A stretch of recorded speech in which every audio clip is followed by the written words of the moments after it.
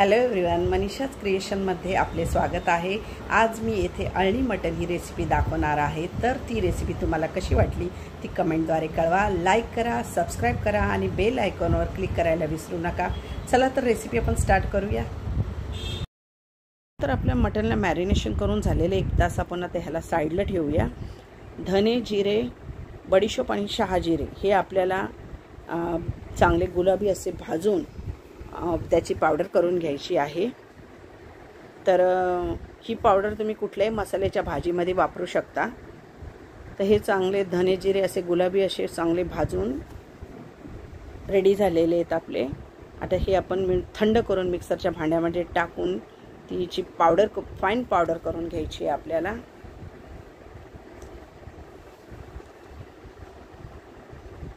कुकरमध्ये आपल्याला 2 ते 3 टेबलस्पून ऑइल घेऊन त्यामध्ये खडा मसाला ॲड करायचा आहे। खडा मसाला चांगला थोडा परतला गेला की त्यामध्ये 2 हिरव्या मिरच्या टाकायच्या आहेत आणि 1 मोठा कांदा, चॉप केलेला कांदा टाकायचा आहे।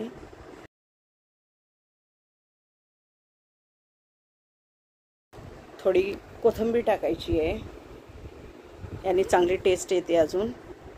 आणि चांगलं परतून घ्यायचं आहे। कांदा चांगला सॉफ्ट होईपर्यंत आणि थोडा ब्राऊन होईपर्यंत परतायचा आहे। आणि मग त्यामध्ये ॲड करायचं आहे आपल्याला मॅरिनेशन केलेलं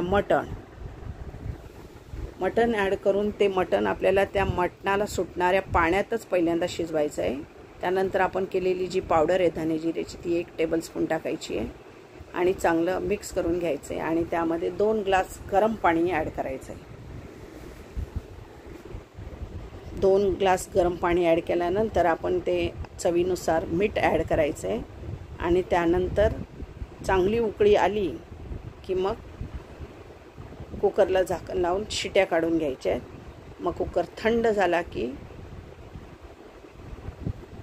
उघडून बघायचं आहे आपल्याला। बघा मटण शिजले छान आणि छान असा अळणी रस्सा रेडी झालेला आहे।